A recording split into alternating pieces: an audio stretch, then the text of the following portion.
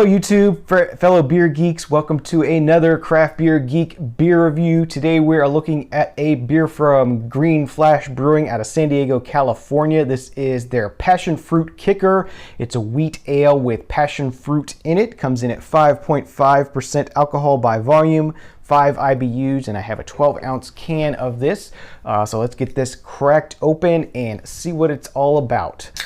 I believe this is my first Green Flash beer in a can. I've had several in a bottle before. I've had it on tap before, but don't think I've had this in a can before.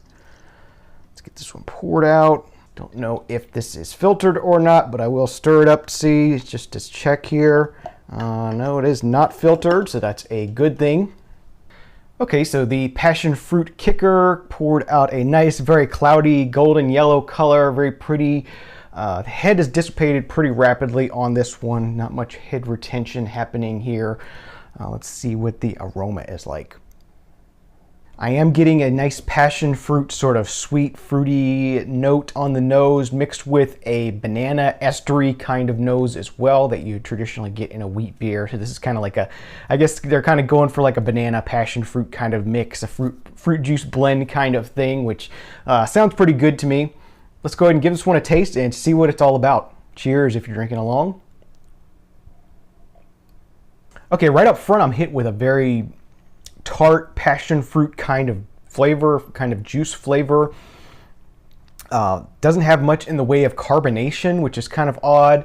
And don't get much of a beer flavor there, much of the wheat beer coming through, much of that banana estery notes that I was getting in the nose.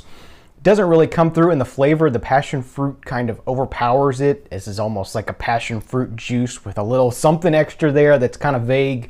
Okay, this is going to be a pretty quick one. Not much more else to say about this one. As I said before, the passion fruit kind of overwhelms the beer. Not getting much in the way of sort of those estery, banana-y kind of flavors that I want to get with this. Drinks more just like a passion fruit juice with a little bit of a weird flavor to it, if that makes any sense. Not well balanced in my opinion. So with that being said, I'm only going to give this one a 5 out of 10.